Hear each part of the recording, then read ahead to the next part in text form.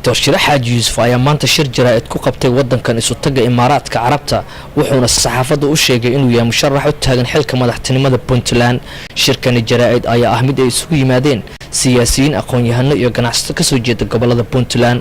دكتور شرح حاج ayaa u sheegay saxaafadda sababaha ku dhaliyay inuu isu soo taago xilkan madaxtinimada Puntland isagoo oo sheegay in Puntland ay maanta u baahan tahay aqoon-yahan siyaasadda dibadda iyo gudaha wax ka qaban kara xog badanna ka haya gudaha wadanka Soomaaliya iyo Puntland isagoona intaasi ku daray inay Puntland tahay hooyada nabadda Soomaaliyeed aan ku ahayd goob nabad ah balse waayahan dambe ay wax badan iska bedeleen dhanka amniga iyo dhaqaalaha dawladda Puntland dictorka hadaladiisina waxa kamid ahaa السلام عليكم ورحمة الله وبركاته مدنيال يا مروين وعن مركو رئيس السلام يا مرت شرفته يا بعد الصحافة ده آد بان وفرح سنة كسوق يبقى كينا والصحافة ده كان أنا جو شرح حاج فارح يوسف عن شركة صحافة كل شيء إن أتاجنا هي مشرح مدحوينه goboladana Puntland waxaan rabaa inaan halkan ku soo koobo taariikh nololeedkayga yar sharax xaaj faarax yahay muxuu yahay hadii aan si kooban taariikh nololeedkayga aan idinka warramo waxaan ku dhashay magaalada Qandala ee gobolka Bari 1955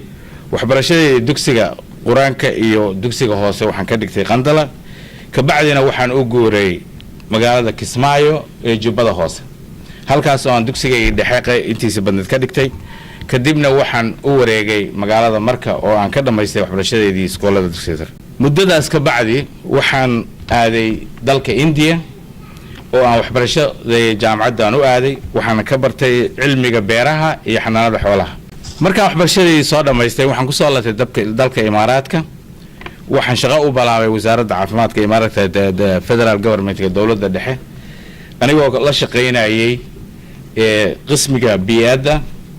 iyo caafimaadka public health waxay yiraahdaan iyo tayada cuntada maartay adduunyada kada quality food control waxay afka qalad ku yiraahdaan maxaa igu dhaliyay su'aal baa la isweydiinaya war maxaa kugu dhaliyay inaad madaxweynaha Puntland soo taagto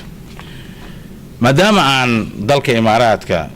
oo aan ka fogeyn dalkii Soomaaliya ku noolahay muddo badan oo rag badan oo saaxiibada meesha ay la fadhiyaan safar badan ku kala bixinay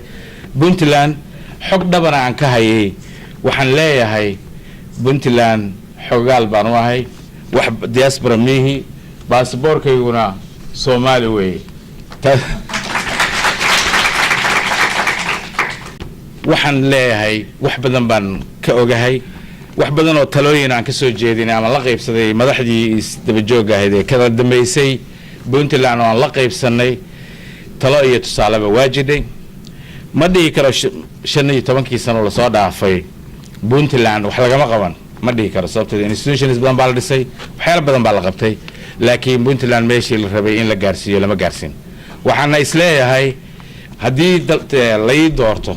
oo ilaahayna ila qabto waxa ka dhiman Puntland inaan gaarsiin karo himilooyinka ay Puntland hiigsanaysa 15 sano la soo dhaafay oo la dayacay sidaa daraadeed anigoo muwaadin ay ku weyn tahay wadannimada iyo jacaylka Puntland wada jirkeeda waxaan leeyahay in madjigada madaxweynaha hadii ilaahay igu garab galo waxaan ka qabanayaa qodobada soo socda ayaan wax ka qaban doonaa hadii ilaahay idmo waxa uu siyaasadda degsanay waxa aad iyo aad marka u horeysa ugu hormarinaya nabadgelyada dalka Puntland sugidda ammaanka iyo dadka iyo dalka iyo hantidooda waa siyaasadda ugu horeysa ee degsan inaan wax ka qabto siyaasaddeedu waxay xooga saaraysaa hirgelinta nidaamka dawlad ku salaysan isla xisaabtan dhab ah iyo dabargoynta musuqmaasuqa iyo isdaba maryeynta xiriirka dawladda federaalka iyo caalamka